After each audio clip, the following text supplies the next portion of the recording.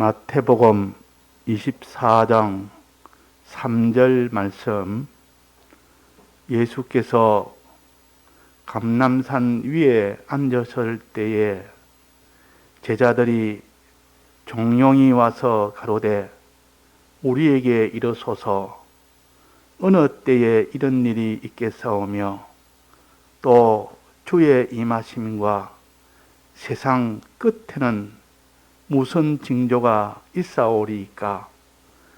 예수께서 대답하여 가라사대 너희가 사람의 미혹을 받지 않도록 주의하라. 많은 사람이 내 이름으로 와서 이르되 나는 그리스도라 하여 많은 사람을 미혹해 하리라.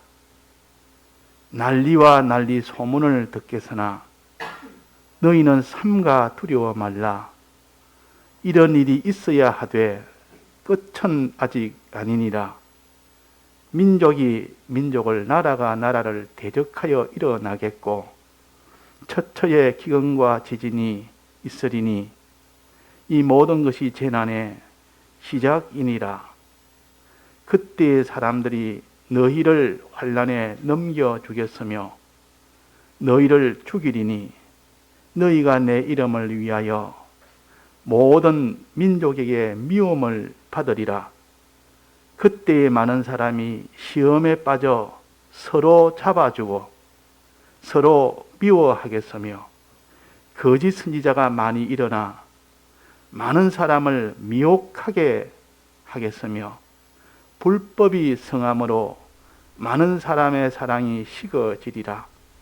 그러나 끝까지 견디는 자는 구원을 얻으리라. 이 천국 복음이 모든 민족에게 전거되기 위하여 온 세상에 전파되리니 그제야 끝이 오리라. 그러므로 너희가 선지자 다니엘의 말한 바 멸망의 가증한 것이 거룩한 곳에 선 것을 보거든 그때에 유대에 있는 자들은 산으로 도망할지어다. 네.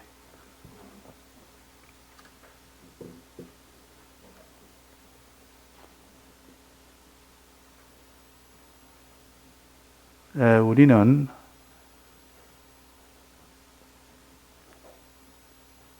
이 땅에서 신앙생활을 할 때 평안한 가운데서 신앙생활을 하기를 원하며 또 하나님의 복을 받아 살기를 다 원합니다.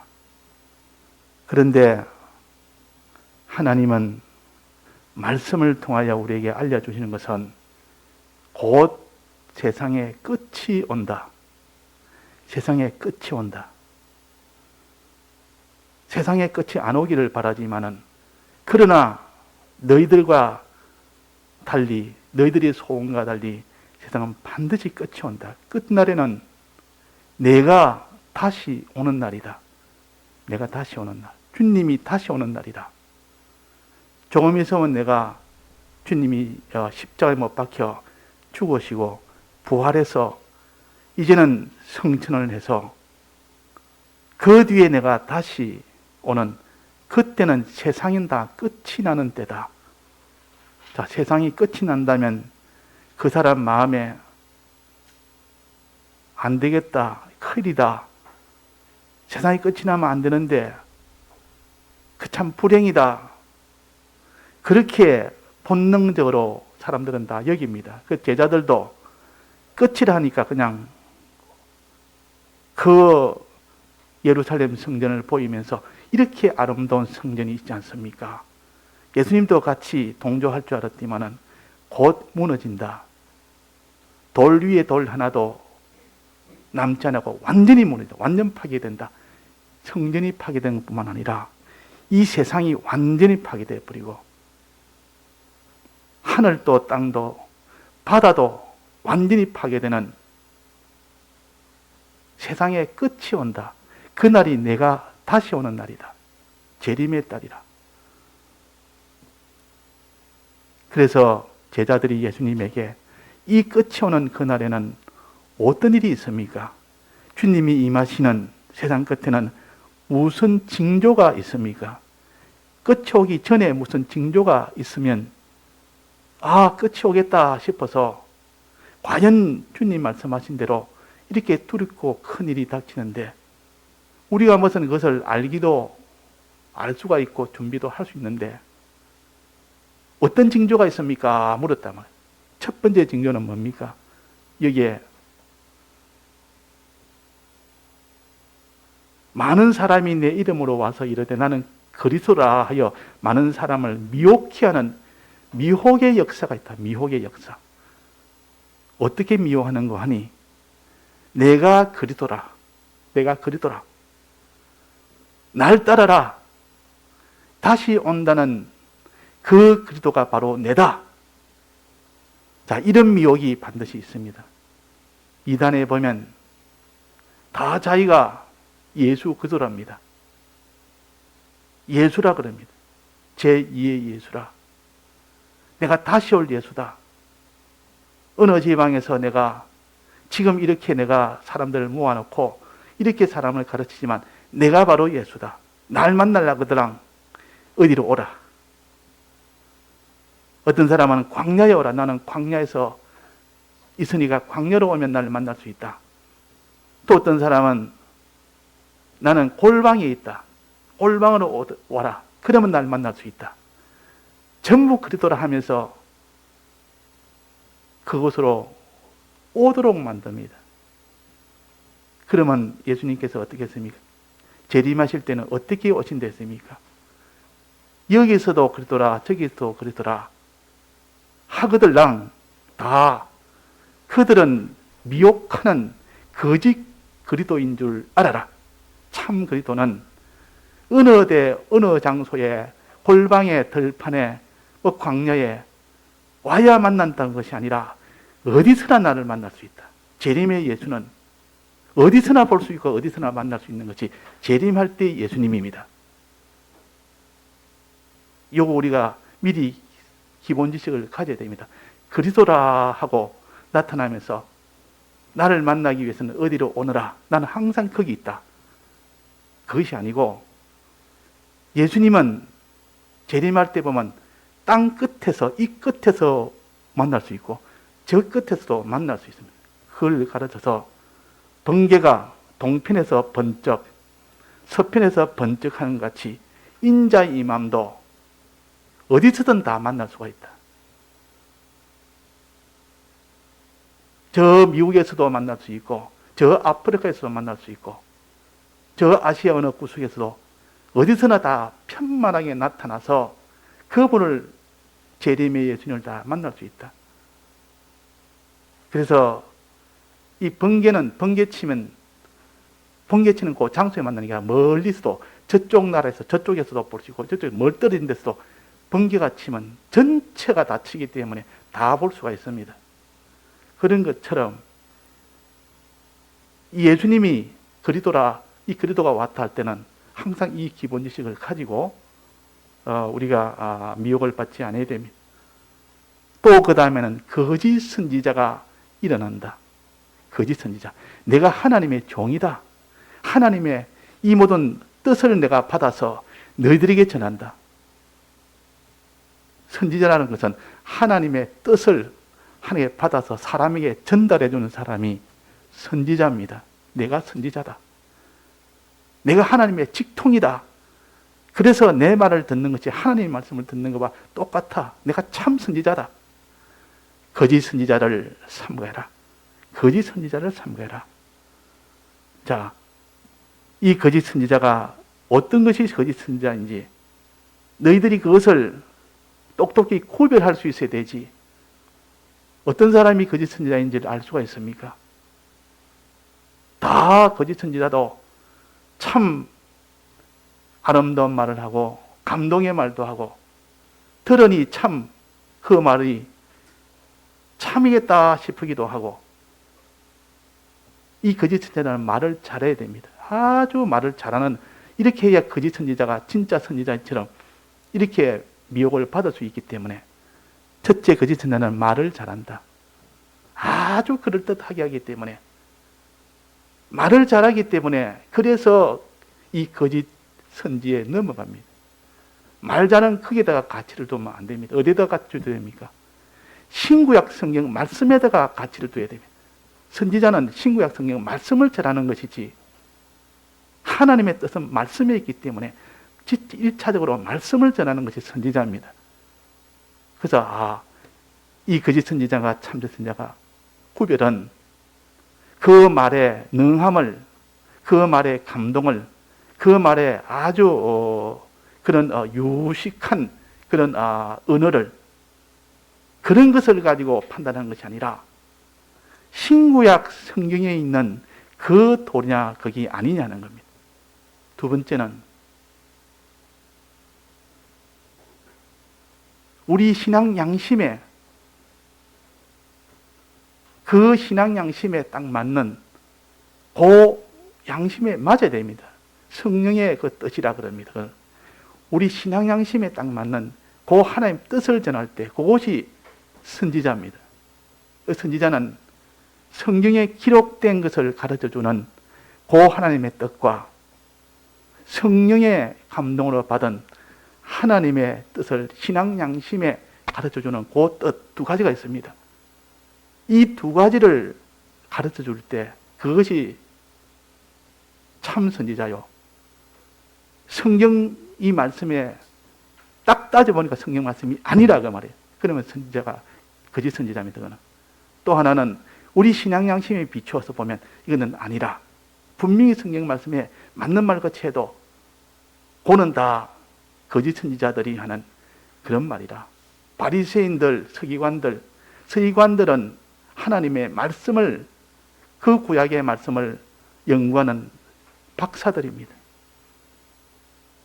그들의 말이 뭐 틀린 말을 하겠습니까? 성경에 없는 말을 하겠습니까? 바리새인들은 얼마나 열심인지 그 열심히 하는 자, 그게 참 선지자라고 하는데, 장로들, 대제사장들 다 관록이 있고 또 거기에 다 직분을 가졌고 지금 말하면 직책도 다 가졌고 그것 가지고 참 선지자인지 아닌지는 우리가 모릅니다. 그래서 우리는 거짓 선지자의 이 미혹을 우리는 조심해라. 이게 징조입니다. 거짓 선지자가 자꾸 많아집니다. 거짓 선지자. 제가 유튜브로 해가지고 한번 설교를 한번 들어봅니다. 자주 듣습니다. 왜냐하면 첫째, 참 설교를 진실하게 하는 분이 있기 때문에 제가 듣습니다. 그러나 대부분은 그렇지 않는 것이 훨씬 더 많습니다. 조심해서 듣지 않으면, 잘못하면 그게 더 미혹을 받아서 손해가 되고, 잘 들으면 오히려 그것이 자기한테는 힘이 될 수가 있습니다. 그러나 대부분 그렇지 않은 것이 좋은 것 이쪽에 그 중에 안 좋은 것도 섞여 있기 때문에 섞여 있는 그것을 알고 그거는 자기가 다 가릴 수가 있으면 되는데 그를 가리지 않고 하나 은혜 받으면 전부 다 그걸 은혜로 받아버리면 그 사람의 미혹이 또 들어본다 그 말이에요. 그래서 우리가 참 선지자들의 말씀을 이 시대 하나님이 곳곳에 다 두어서 그 말씀을 들을 때 저도 얼마 전에 한번 유튜브 말씀 들었는데 그분은 성경적이 또 많이 있는 분이 아니요. 아닌데도 그 자기의 경험을 이야기하는데 너무 진실돼서 참 이런 분이 아직도 있으니 그래도 하나님은 우리에게 소망을 주고 희망을 주었다 한 그런 그래서 제가 좀 은혜를 받았는데 참 선지자, 거짓 선지자. 우리가 선지자를 통해서 말씀을 듣고 하나님의 뜻을 알게 됩니다. 그러나 선지자가 잘못되면 거의 미혹받으면 전부 다가 전체가 다 자기 일생이 다 망쳐버립니다. 그러니까 이것이 징조라. 갈수록 더 거짓 그리스도인과 거짓 그리스도라 하는 자와 거짓 선지자가 더욱더 많아지는 것이 예수님이 재림하시는 징조입니다. 징조라. 또 그 다음에 징조는 뭐가 있는 거 하니 여기에 뭐라 했습니까? 난리와 난리의 소문을 듣겠으나 무슨 난리입니까? 무슨 난리? 그 밑에 나옵니다. 민족이 민족을, 나라가 나라를 대적하는 전쟁. 전쟁이 많이 일어나거든요. 과거에도 전쟁이 있었고 역사에 전쟁이 없을 때가 없었습니다. 그러나 그런 전쟁이 아니고 이 전쟁이 민족과 민족을, 나라가 나라를 대적하는 것이, 그것이 점점 그것이 빈번해지고 많아지고 커지고 그것이 되돌릴 수 없을 만한 큰 화가 될 만큼 그런 전쟁들이 계속되는 것이, 주님 재림이 가까우면 이 전쟁이 점점 커집니다. 마지막은 그 전쟁이 극에 달합니다. 그 전쟁의 마지막은 예수 믿는 사람과 안 믿는 사람의 전쟁으로 마지막 최종이 되어버립니다. 이걸 아마겟돈 전쟁이라 계시록이 그렇게 알려줬습니다.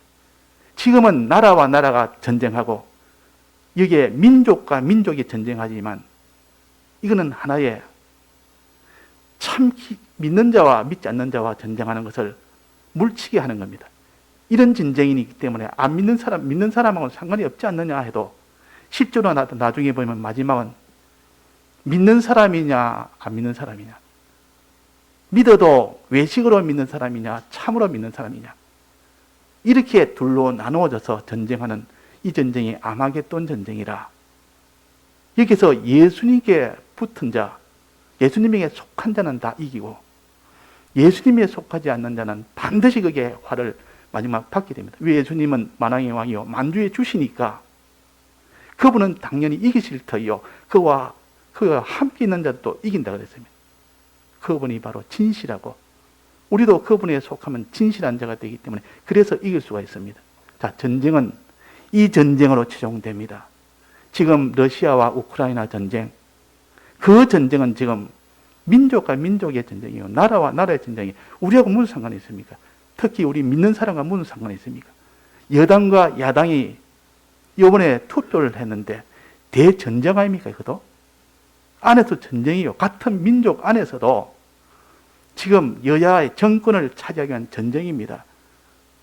우리 믿는 사람이 무슨 상관이 있느냐 하겠지만은 이런 전쟁은 처음에 이렇게 전쟁이 시작되다가 마지막은 나중에는 참으로 믿는 자와 진실하게 믿지 않는 자와 나눠지는 전쟁이요 참으로 믿는 자와 안 믿는 자와 싸우는 전쟁으로 이어집니다. 그래서 믿는 자가 박해를 받는 그런 전쟁, 그게 있거든요.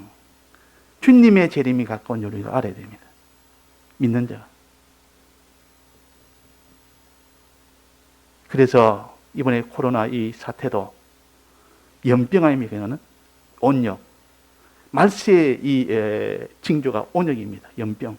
이것도 마찬가지입니다. 믿는 사람, 안 믿는 사람 상관없이 다 거기에 해당이 되고 다 화를 받는 것 같아도 계속 파고 들어가고 계속 따져보면 교회를 압박을 하는 겁니다. 그 모든 것은 칼날은 교회로 향합니다. 교회에서 이거 모든 것을 다 이렇게 하니까 다 이 전염이 다 되는 거다. 이래가지고 교회를 향한다. 그 말이에요. 마지막은 전체가 다 하나가 돼서 교회와 싸우는, 이거는 작은 하나의 그런 표시지만 앞으로는 그렇게 모든 것이 그렇게 됩니다. 자, 그것이 있을 것이다. 그것이 있거들랑, 그런 전쟁이 있거들랑 주님이 재림이 가까웠다. 주님 재림이 가까우면 이 세상은 다 끝이 나면서 심판이 이어지고 그 심판에서 영광을 얻을 자와 큰 애통하며 거기서 수치와 사망을 이룰 자가 나누어지는 겁니다. 그러니까 우리가 준비 잘하는 사람은 주님이 오시기를 기다리고, 이 세상만 바라보고 믿음 준비 하나도 하지 않은 사람은 이 세상이 끝나는 때 오면 애통하며 통곡하며 두려워하며 그때 다 기절하며 그런 데입니다. 기절한 데입니다. 기절. 이 세상의 것이 다 무너져버려요. 자기가 그것을 위하여 그것만 바라보고 사는데 그것이 다 무너지고 그것이 다 없어지니까, 특별히 이 부자의 모든 재물이 다 파괴가 되어버리면 그런 사람은, 부자에 다 소망을 둔 사람은 기절해버립니다. 정권을 자기의 전체로 다 삼아 사는 사람이 정권도 다 무너져버리면, 나라가 다 무너져버리면 정권이 어디 있습니까? 그러면 그들은 왕도 임금도 다 기절한다 했어요. 자, 그래서 전쟁이라는 이 전쟁이 과거에도 있었지만 점점 그것이 심해지고 마지막은 믿는 사람, 참 믿는 사람을 향하는 그 전쟁이 오거들랑, 이게 주님이 재림이 곧 다가왔으니까 이제는 우리가 그 영광스러운 날을 만날 수 있는, 잘 준비해서 요거 우리가 해서 큰 영광을 얻는 좋은 것을 우리가 받자. 이 좋은 이 수입이 많은 이 환란이다. 전쟁, 민족과 민족이 나라와 나라를 대적하는 전쟁이라고. 또 다음에 뭐라 했습니까? 처처에 기근과 기근이 뭐 굶주림 아닙니까?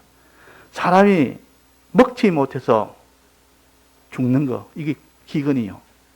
기근이 온다 이 말. 못 먹는, 먹을 것이 없는 거, 먹을 것이 하도 없는 겁니다. 지금이야 뭐 얼마든지 넉넉해서 마트 가면 항상 있지. 돈이 없어서 그렇지. 돈만 있으면 다 살 수가 있고. 일하면 기본적으로 먹고 살기에는 힘들지 않습니다. 먹고 사는 데는. 자기가 일을 하면 자기 먹고 사는 데는 그렇게 유용하고 좋은 것을 가지고 누리고 살지는 못할지라도 최소 먹고 살 수 있는 이것은 지금은 어느 정도 유지가 됩니다. 그러나 주님 재림에 임박한 때가 오면 먹고 사는 것이 문제가 됩니다. 먹고 사는 것.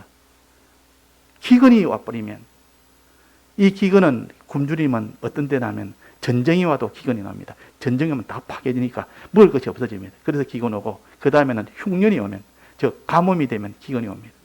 지금도 뭐 과학으로 아무리 농사 짓는데도 하늘에 가뭄이 3년들 이상 되면 그 엘리야 때처럼 3년 이상이 기근이 되면 거기서 굶어 죽을 자가 얼마나 많이 나오는지 모릅니다.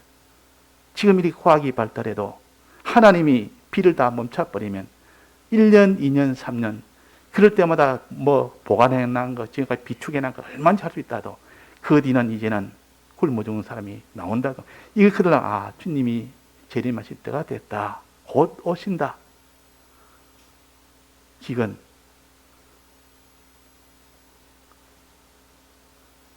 땅이 황무해서 기근이 되고 기름진 땅이 아니라 땅이 황무한 데는 그 열매가 맺지 못합니다.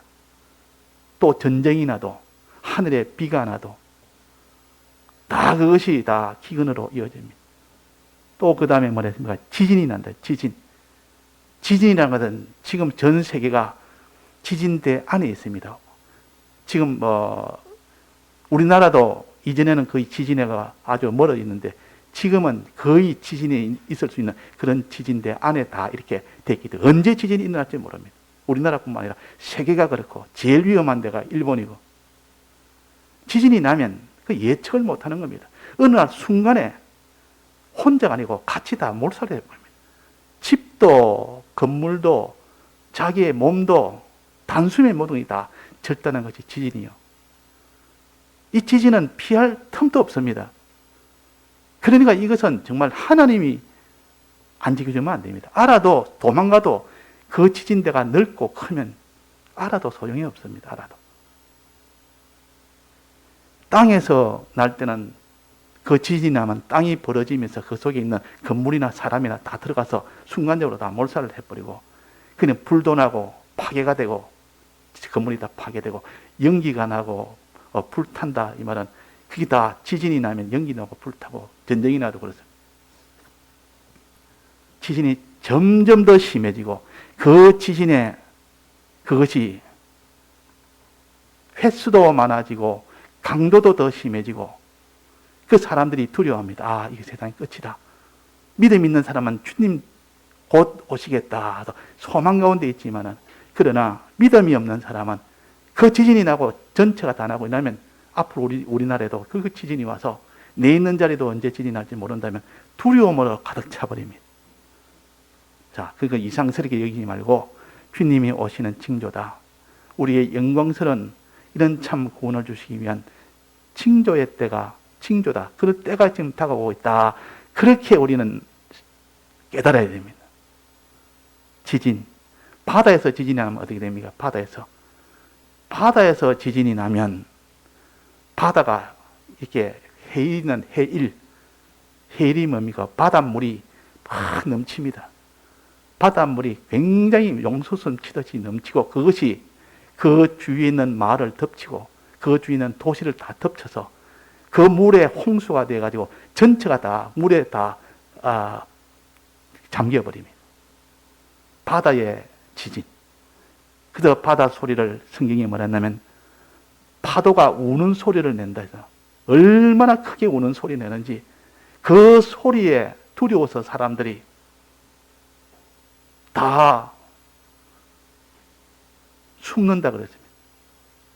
자, 파도가 지금 지진으로 일어나는 그 파도의 그 소리가 어떤 건지 저는 모르겠지만은 그것이 파도가 우는 소리라 했습니다. 뭐 공포스럽겠죠. 그 소리가 나면 전체 도시가, 옆에 있는 도시가 같이 다 물로 다 설려나가니까. 그러니까 그런 지진이 있으리니, 자, 전쟁, 나라와 나라 전쟁, 그 다음에는 뭐랬습니까? 지진, 기근, 지진, 그 다음에 뭡니까? 마지막 연병, 온역이라 그러기도 연병. 요 네 가지는 구약 때부터 지금까지 마지막 때 하나님의 큰 환란의 역사가 요 네 가지입니다. 항상 요 네 가지를 기억해서 성경을 자꾸 살펴보면 빠짐이 없습니다. 온역, 연병. 우리가 지금까지 없던 이 코로나 연병이나 그다 경험해서 참 무섭다. 이 정도에서 다행이지 참 무섭다. 그러나 앞으로는 이것보다 10배를 더 강하게 온다면 어떻게 되겠습니까? 누가 살아남겠습니까? 하나님은 이것을 점점 심하게 해도록 앞으로 그렇게 하니까 누가 살아남겠느냐. 그러니까 이것은 다 재앙 같아도 믿는 사람에게는 하나도 이 재앙이 오지 않습니다. 참으로 진실하게 믿는 사람. 장자재앙이 왔을 때도 다 이스라엘 백성의 장자도 다 죽임을 당할 그런 대상이었지만은 양의 피를 바르니까 거기서 면제를 받습니다. 자, 여기에 이 네 가지 있고 미혹이 있고, 자, 그리스도라 거짓 그리스도라는 미혹, 거짓 선지자의 미혹, 또 여기에 땅에서 일어나는 이 모든 징조 네 가지. 그 다음에 또 뭐가 있습니까? 그 다음에 하늘의 징조가 또 있어요. 하늘의 징조. 하늘의 징조도 네 가지입니다. 땅의 요 징조가 네 가지 맞죠? 전쟁, 처처의 기근, 처처의 지진, 처처의 온역, 이 네 가지. 하늘의 이 모든 징조도 네 가지입니다. 첫째는 해가 그 징조입니다. 해가 어두워진다. 빛을 다 잃어버린다. 새까맣게 돼버린다. 대낮인데 해가 새까맣게 돼버립니다. 그러면 어떻게 될까요? 해만 새까맣게 됩니다.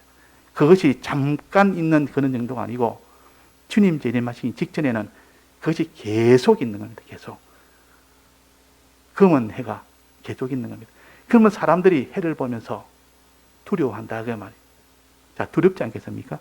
해가 보면 항상 환하게 밝은 흰색의 빛이 이 큰 해가 둥그랗게 떠 있어야 되는데 새카만 해가 떠 있으니까 그게 두렵지 않겠느냐 그 말이에요. 해가 뜨거든. 주님 재림할 때가 다 됐구나. 검은 해가 뜨거더라. 또 그 다음에 뭐라 했습니까? 달. 밤에는 달이 뜨는데 달이 새빨간 달이 뜹니다. 핏빛에 된 그 달이 뜹니다. 그거 보면 두렵지 않겠습니까? 저녁에 밤에 또 달을 보는데 달이 노란 달이 뜨면 참 보기 좋아서 보고 있는데 새빨간 핏빛으로 되었으면 두려움이 생깁니다. 자, 이거 두 가지. 그 다음에 세 번째, 별.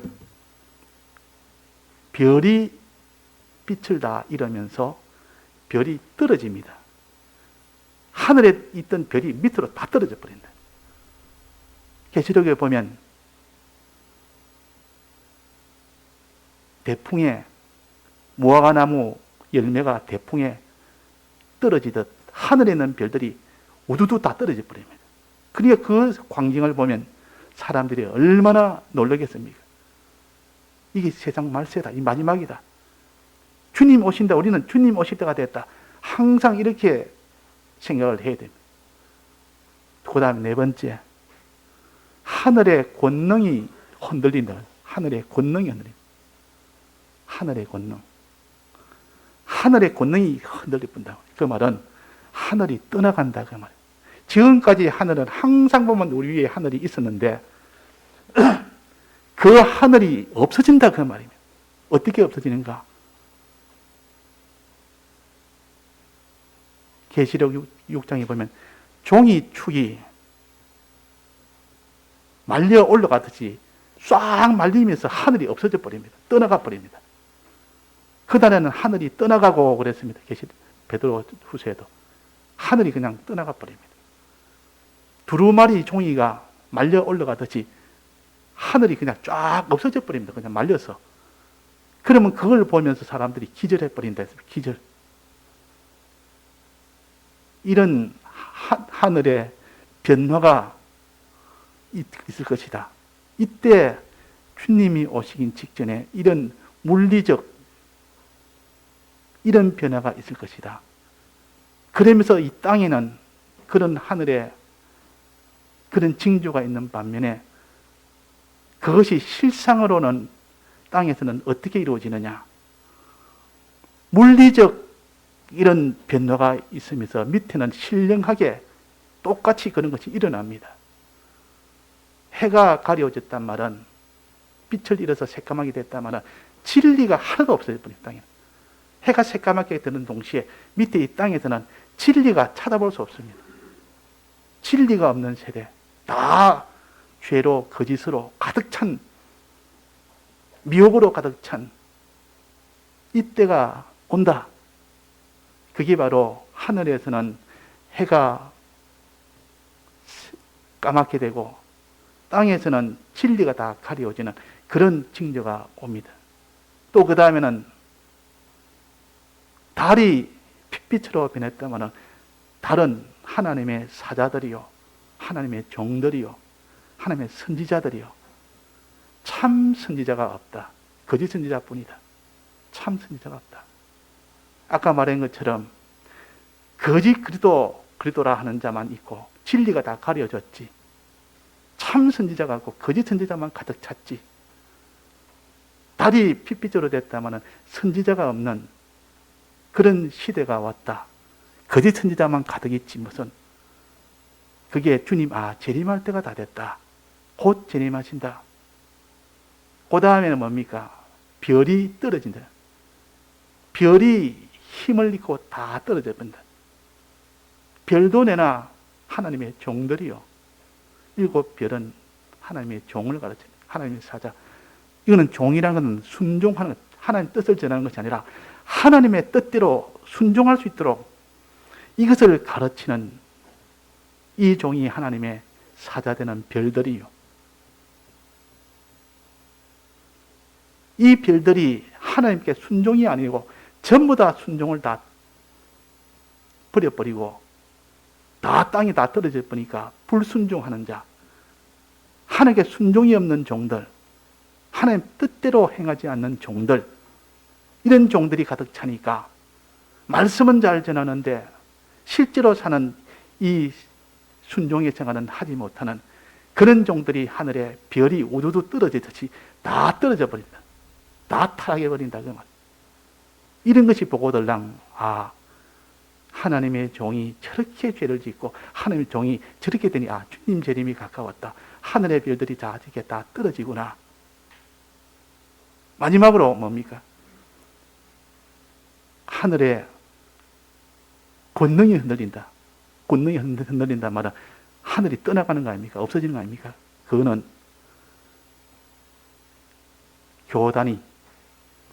교계가 타락해 버린 거예요. 교계가 다 없어져 버립니다. 교회가 다 떠나버립니다. 그 속에 권능이 다 떠나버립니다. 교계는 모든 교회를 다 아우르고 그것이 제일 모든 것이 제일 중심이 되고 그것이 제일 앞장을 서야 되는데 이 교단과 교계에 있는 그 우두머리들이 먼저 이거 다 타락이 돼버리는 이걸 가르쳐서 하늘이 다 권능을, 하늘의 권능이 다 없어진다, 흔들린다, 하늘이 다 떠나가 버린다. 그러니까 믿을 교단도 없고 교계도 없고 믿을 하나님의 종도 없고 하나님의 선지자도 없고 믿을 참 예수 그리스도를 이렇게 우리가 믿을 수 있는 이 그리스도가 참으로 볼 수가 없는 이 시대가 하늘에 있는 모든 징조입니다. 이것이 물리적으로 나타나는 것은 분명히 나타납니다. 이것도 나타나면서 땅에서는 그런 신령한 이런 역사가 일어난다 그 말이에요. 이것이 미혹으로 시작해서 이렇게 미혹을 해서 이 믿는 사람을 다 넘어지게 하는 거기서 더해서 그 다음은 어떻게 됩니까? 핍박으로 이어집니다.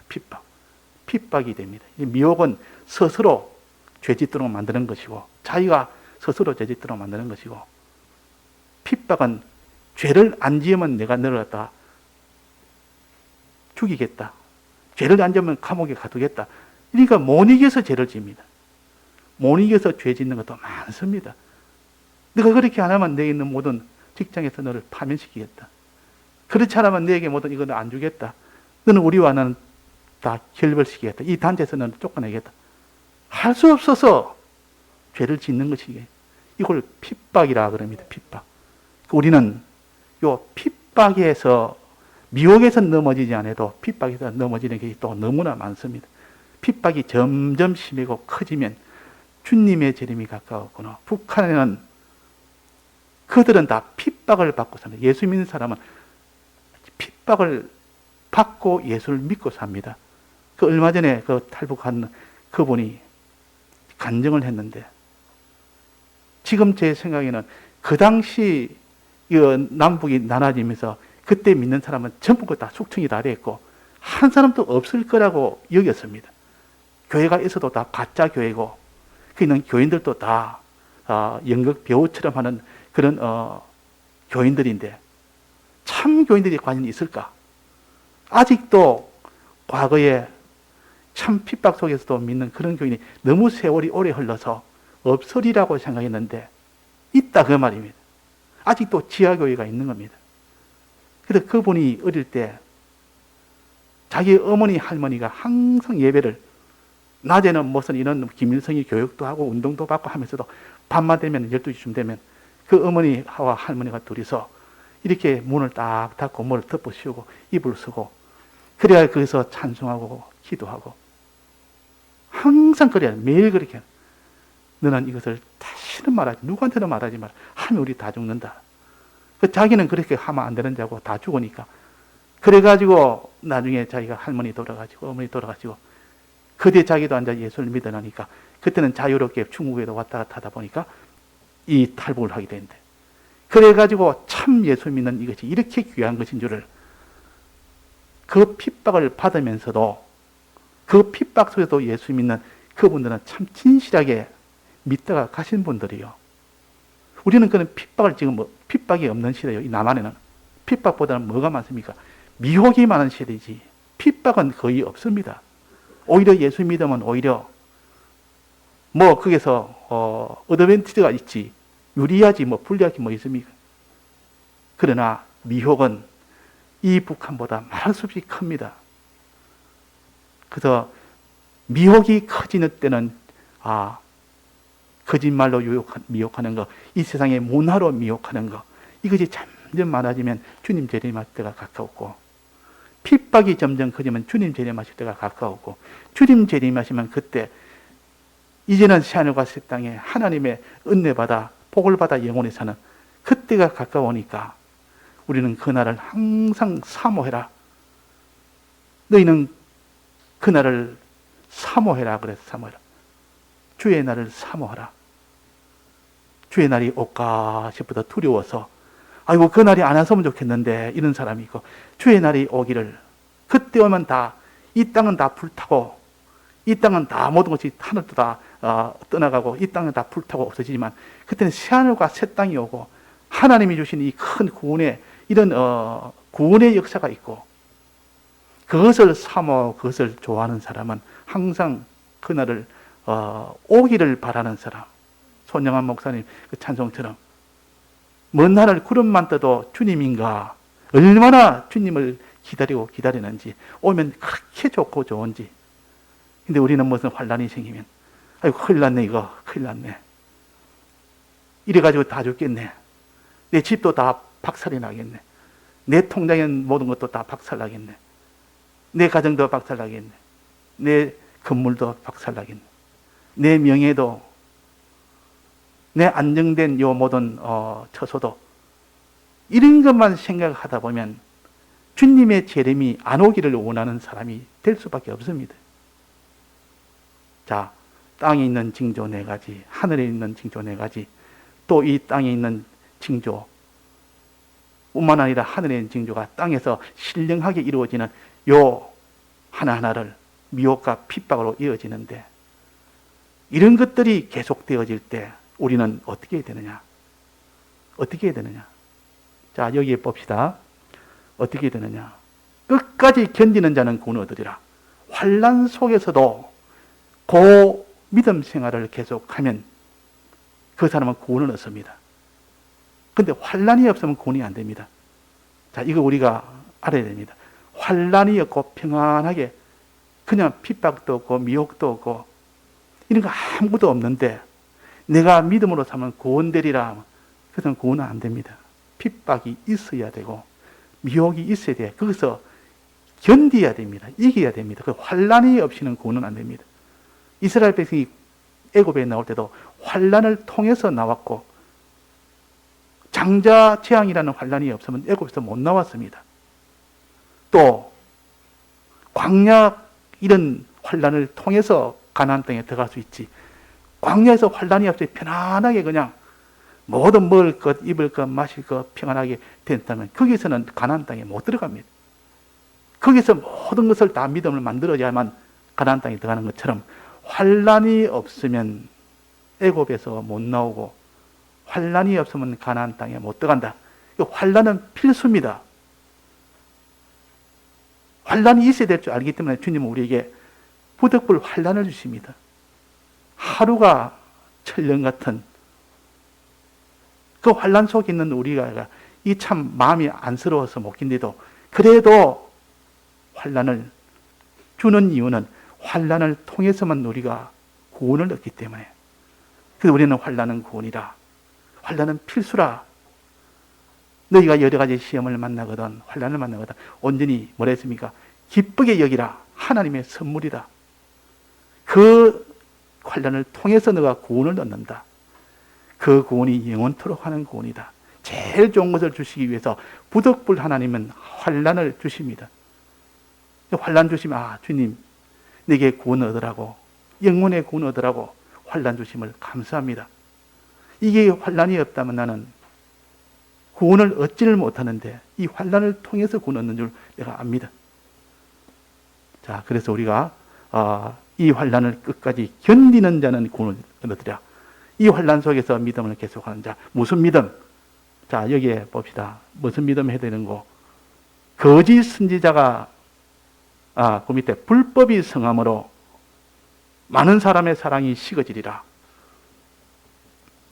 환난 날에는 사람이 자꾸 불법을 행합니다. 우리는 불법을 행하면 안 되고 어떻게 됩니까? 하나님의 법을 순종을 해야 된다 그 말이에요. 순종해야 될 사람이 항상 하나님의 법을 어기고 삽니다. 그래서 하나님의 순종으로 하는 자가 되면 그 사람은 구원을 얻습니다. 하나님의 법을 순종하고 하나님의 뜻을 순종해야 됩니다. 뜻이란 말은 성령의 이 감동으로 내 양심에 알려주는 고지 성령의 뜻입니다. 법이란 것은 신구약 성경에 우리에게 십계명으로 딱 이렇게 못 박아준 것이 이것이 하나님의 법이요. 법을 먼저 지키고 법 속에 있는 또 성령의 하나님의 이 양심의 뜻을 또 지키고 이 두 가지를 지킬 때 그 사람은 하나님께 순종한 사람이라. 어려움이 있어도 끝까지 이 두 가지를 순종할 때 그 사람은 어떻게 됩니까? 구원을 얻으리라. 구원을 얻으리라. 또 하나는 뭡니까? 많은 사람이 사랑이 식어지리라. 우리는 어떻게 살아야 됩니까? 하나님의 사랑을 받아서 하나님을 사랑하고 사람을 사랑하는 이것이 우리가 이 땅에 사는 생활 아닙니까? 그 믿음 생활 아닙니까? 그런데 사랑이 식어지리라. 그 사람의 사랑이 식어지리라. 그래서 다 구원을 못 받는데 우리가 어떻게 해야 믿음을 환난 중에서 인내할 수 있습니까? 끝까지 너는 사랑해라. 다른 사람이 어찌 되든 말든 내 하나만 뭐 잘 되면 됐고 이러다가 다른 사람과 관심도 없고 다른 사람이 어찌 되든 관여도 안 하다가 나중엔 다른 사람을 미워하는 데가 나갑니다. 미워하는 데가. 자, 사람을 사랑하지 못하면 그지 차차차차 그 사람과는 관심이 없어지고 그와 사람과 완전히 별개가 되어버립니다. 아예 그 사람과는 무관심하게 됩니다. 그러다가 그것이 좀 더 가면 그 사람을 미워하게 됩니다. 미워하게 되면 나중에는 그 사람을 환난에 넘겨줍니다. 잡아줍니다. 그 환난 속에 다 죽도록 넘겨주고 잡아주고